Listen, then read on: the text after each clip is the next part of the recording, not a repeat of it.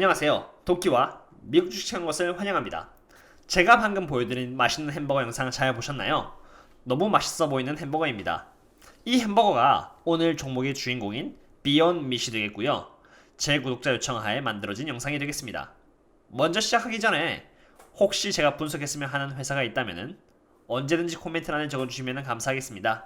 되도록이면 많은 양의 정보 검색이 허용되는 미국 회사들로 추천 부탁드리겠습니다. 제가 방금 영상에서 본 햄버거는 어땠나요? 진짜 고기로 만들어진 햄버거와 흡사하지 않았나요? 사실은 방금 영상에서 본 햄버거는 말이죠. 이 녹두, 비트, 완두콩, 밥, 그리고 감자녹말, 코코넛 오일로 만들어졌답니다. 콩과 완두콩, 그리고 밥은 단백질에 속하고요. 여기 있는 비트는 고기의 색깔을 위한 재료로 쓰입니다. 그리고 코코넛 오일과 이렇게 감자 녹말 같은 경우는 고기의 육즙을 위해서 사용되기도 하고요. 이렇게 비욘드 밋이라는 회사는 고기가 아닌 재료를 이용해서 고기와 같은 맛을 내는 제품을 만들고 있으며 이러한 제품은 여기 Beyond Breakfast Sausage, Reformulated Beyond Sausage, Chicken Fried Chicken, Reformulated Beyond Burger, Beyond Beef 해서 5가지의 종류의 제품을 만들어내고 있는 회사입니다. 최근에 KFC나 파파존스와 같은 대기업과 파트너십까지 맺었을 뿐더러 비욘드 밋의 비즈니스 모델 또한 날로 갈수록 상승세를 보이고 있는 상태라는 것을 이렇게 보실 수 있을 것입니다. 비즈니스 모델은 크게 US 리테일, US 푸드 서비스, 그리고 인터내셔널로 나뉘어져 있는데요. 이 인터내셔널 내부를 들여다보시면 또한 리테일과 푸드 서비스로 나뉘어져 있답니다. US 리테일과 US 푸드 서비스 그리고 인터내셔널 모두 다 2018년에서 2019년까지의 매출액은 꾸준히 이렇게 상승세를 보이고 있을 뿐만이 아니라 6개월 기준으로 보여주는 매출액 또한 US 리테일, US 푸드 서비스 그리고 인터내셔널 부분에서 전부 다 이렇게 상승세를 보여주고 있습니다. 이 중에서도 눈에 띄는 것이 바로 이 US 리테일 쪽에서 이것은 소매를 말하는 것입니다. 그러니까 월마트나 코스코나 아니면은 홀푸드과 같은 그런 슈퍼마켓 쪽에서 크게 매출액이 상승하고 있다라고 이해하시면 되겠습니다. 그리고 나머지 US 푸드 서비스 그리고 인터내셔널 쪽에서는 앞으로도 상승할 수 있는 그런 여력이 많이 남아있다라고 이해하시면 되겠습니다. 지금까지 이렇게 비욘드 밋의 비즈니스 모델을 봤으니까 이번엔 실제로 이 회사가 돈을 얼마나 잘 벌고 있는지 인컴 스테이트먼트를 통해서 알아보는 시간을 가져보도록 하겠습니다. 그렇다면은 인컴 스테이트먼트를 알아보도록 하겠습니다. 여기 매출액을 보시면 말이죠. 2020년 2분기 기준으로 113.34밀리언 달러를 기록을 했고요. 2020년 1분기 기준으로는 97.07밀리언 달러를 기록했네요. 코비드-19이 있었는데도 불구하고 이렇게 건실한 매출을 보여준 것을 보면은 꽤나 매출액 상승률이 강하다고 판단을 할 수 있겠습니다. 이번에는 Cost of the Revenue를 보도록 하겠습니다. 이 Cost of the Revenue란 매출액을 만들어내기 위한 비용을 말하는데 2020년 2분기 때 2010년 1분기에 비해서 꽤나 큰 폭으로 상승했다는 것을 보실 수 있습니다. 2020년 2분기 때는 79.69밀리언 달러였고요. 2020년 1분기 때는 59.38밀리언 달러를 했습니다. 이렇게 Cost of the Revenue가 상승을 했다면은 당연히 Gross Profit 또한 그거에 맞게 떨어질 수밖에 없는데 그러한 이유는 Gross Profit은 Revenue 빼기 Cost of the Revenue이기 때문입니다. 이 Gross Profit은 그 사업 자체에서만 나오는 수익이라고 볼 수 있는데요. 2020년 2분기는 33.65밀리언 달러고요. 2020년 1분기는 37.69밀리언 달러로 Gross Profit이 Cost of the Revenue가 상승한 만큼 줄었다라고 보시면 되겠습니다. 그리고 제가 중요시 보는 이 gross margin vs profit margin 부분이 되겠습니다. 이 gross margin 부분은 아까 그 gross profit을 퍼센테이지화한 것이 gross margin입니다. 그래서 사업적인 측면에서는 이렇게 29.70%로 꽤나 좋은 성장률을 보여주고 있다라고 보시면 되겠습니다. 그렇지만 말이죠. 이 profit margin은 마이너스 9.0%입니다. 이 뜻은 매출액을 만들어내고 나서 other expense라든가 operating expense, interest, tax, amortization 등등을 전부 다 떼고요. 남는 것이 바로 흑자냐 아니면 적자냐를 보여주는 부분인데 지금 마이너스 9%로 2분기 때는 적자가 났습니다. 이렇게 1분기 때 잠깐 흑자가 났지만 다시 2분기 때 적자로 들어섰는데요. 한번 그 이유에 대해서 알아보도록 하겠습니다. 먼저 이렇게 profit margin이 마이너스가 났고요. 이 부분을 분석한다면 재무제표로 들어가 봐야 합니다. 이것은 SEC government 홈페이지에서 제공하는 공시인데요. 여기 보시면은 일단 net revenue가 2020년 2분기 기준으로 113밀리언 달러가 났습니다. 그리고 cost of the goods sold에서 cost of the revenue가 이만큼 났고요. 만들어진 매출액에서 비용을 빼면 이렇게 33밀리언 달러가 남습니다. 이 다음부터가 바로 operating expense라는 부분입니다. 제가 말씀드렸듯이 이 profit margin을 계산할 때는 만들어진 매출액에서 operating expense라든가 other expense라든가 tax, interest 이런 걸 다 뺐을 때 결국 얼마가 나오느냐에 따라서 이것이 흑자냐 아니면 적자냐라고 말씀을 드렸는데요. 일단은 매출액에서 이렇게 cost of the goods sold를 빼면은 gross profit이 남고요. 이 남은 gross profit에서 여기 research and development expense랑 SGA라고 해서 selling, general and administrative expense라고 있습니다.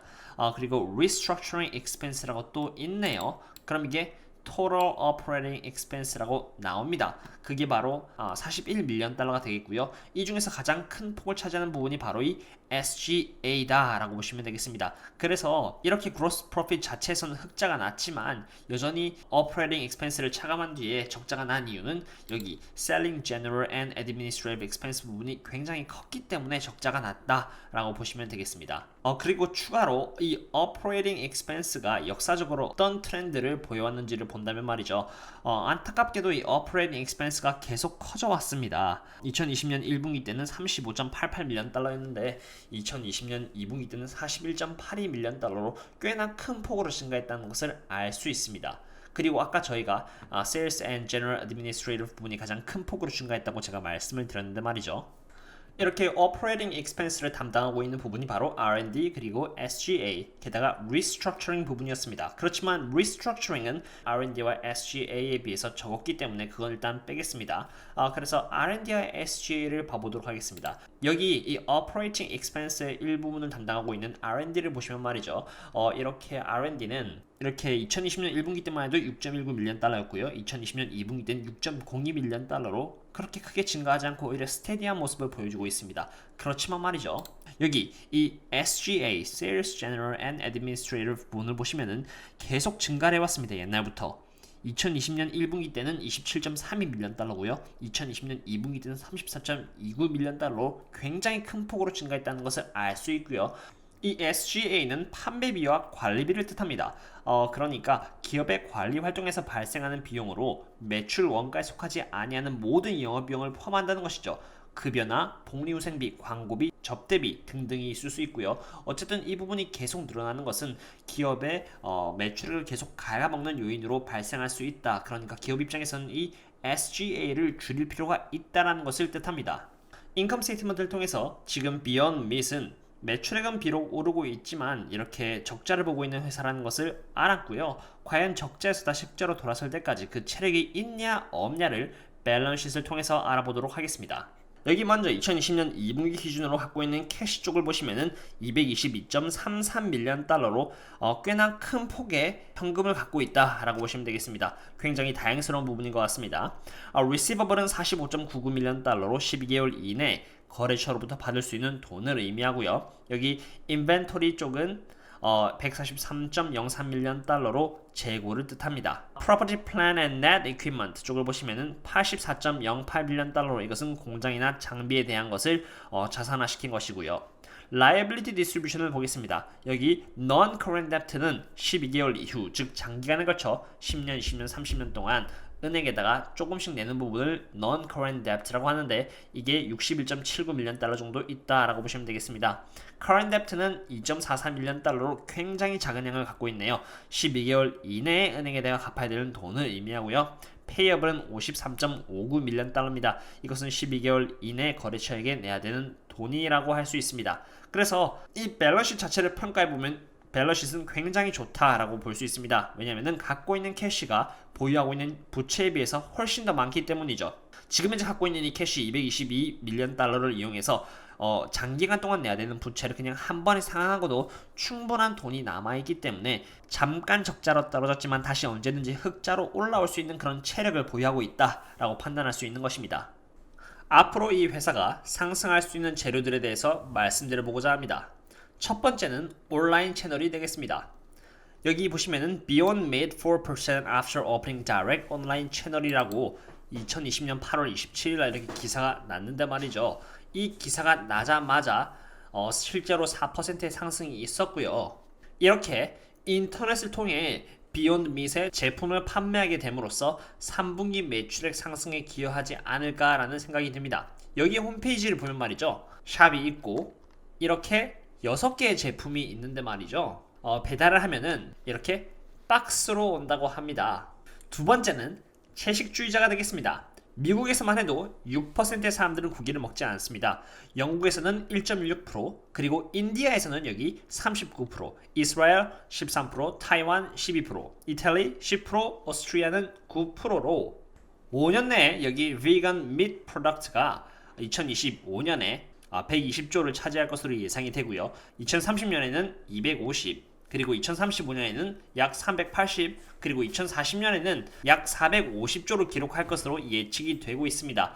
그런 만큼 이렇게 폭넓은 수요가 존재를 하고 있고요. 이런 수요를 충족시켜 줄 수 있는 게 바로 비욘드 밋이 될 수 있겠습니다.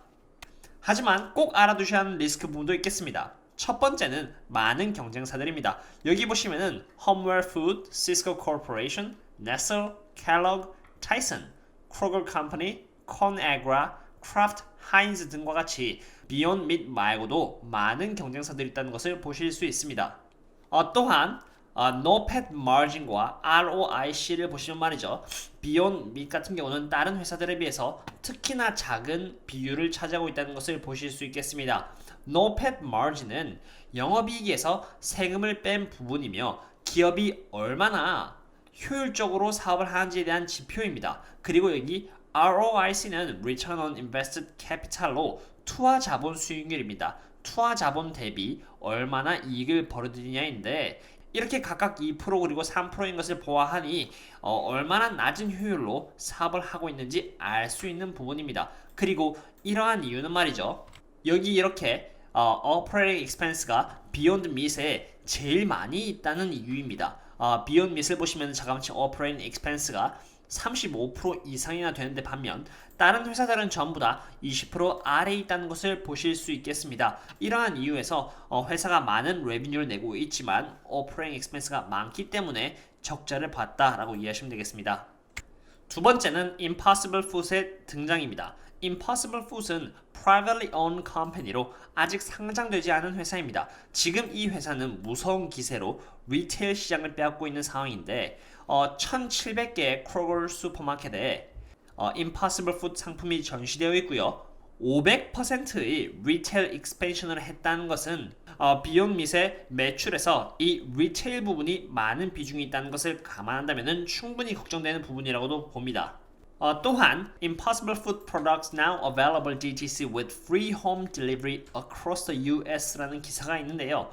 이 부분이 인터넷에서 Impossible Foods의 제품을 판매한다는 것인데 비욘드 밋과 완전히 일치하는 비즈니스 모델을 만들었다고 볼 수 있겠습니다. 지금 이렇게 함께 전시되어 있는 부분을 보면은 두 회사는 경쟁 구도에 올랐었다고 해도 과언이 아니겠습니다. 어떠시나요, 여러분? 이렇게 비욘드 밋에 대해서 리뷰를 해보았습니다. 비욘드 밋의 인컴 스테이트먼트를 봤을 때 꾸준히 매출액은 상승하고 있는 회사지만 Operating Expense 쪽에서 많은 비용이 생겨서 적자를 기록하고 있는 상황입니다. 그러나 밸런스시트를 통해서 흑자로 전환할 수 있는 체력을 갖고 있다는 것은 확인하는 부분입니다. 많은 채식주의자들이 비욘드 밋에서 제공하는 고기를 먹을 수 있으며 그것에 대한 시장이 남다른 점을 봤을 때 성장 가능성은 충분한 회사이나 많은 경쟁사들이 있다는 점, 그리고 추가로 이렇게 공매도 부분이 17.68%나 차지하고 있다는 점은 무시할 수 없는 단점인 것 같습니다. 저는 좀 더 안전에 비중을 두는 장기 투자자로서 제가 만약에 투자를 한다면 이러한 회사들을 아우르고 있는 그런 ETF에 투자를 할 것 같습니다. 오늘 리뷰는 여기까지 하겠고요. 다음에 또 새로운 종목으로 찾아뵙겠습니다. 그럼 다음에 만나요. See you later.